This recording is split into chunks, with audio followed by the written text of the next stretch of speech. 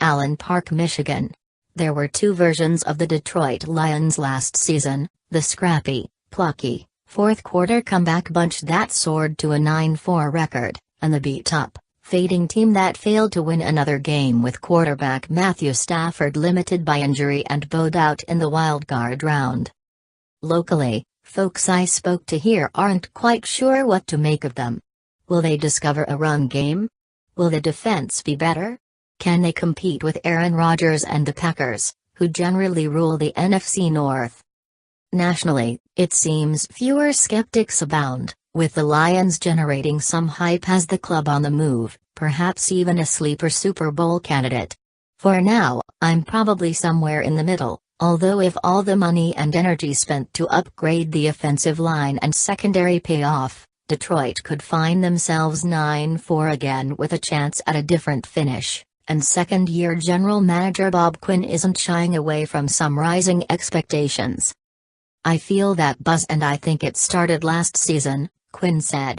"We finished up 9-7 and bowed out in the playoffs after one game in Seattle, and our quarterback was injured for the last part of the season. And I think that had something to do with it.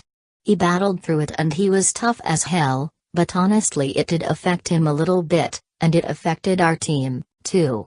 But it was a credit to him that he wanted to battle through it and play through things. So, I like the buzz.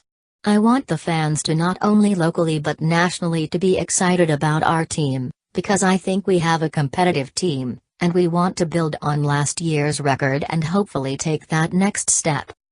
Quinn has worked quickly to address key needs and improve the overall depth of the team. But it's difficult to spend much time around this squad and not consider certain factors beyond any general manager's control, most notably, health. Stafford, one of the premier quarterbacks in the NFL, whether people want to embrace that or not, looks beyond sharp in camp and is fully recovered from his painful and cumbersome finger injury.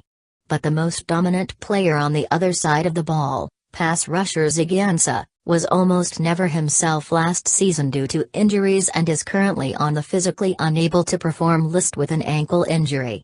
Oh, and Detroit already lost starting tackle Taylor Decker for several months as he recovers from labrum surgery. If Detroit is going to take another step toward a Super Bowl, it will require more balance on offense, and a vastly improved run game. It ranked third worst in the NFL at 81.9 yards per game a year ago. To that end, the Lions paid handsomely to attract right tackle Rick Wagner and right guard TJ Lang in free agency. Quinn also traded for tackle, guard Greg Robinson, a former top draft pick of massive size and some talent who is a bust with the Rams. The signing of tackle Cyrus Kouandjio last month could prove sage as well. He's also been something of a bust, though evaluators I know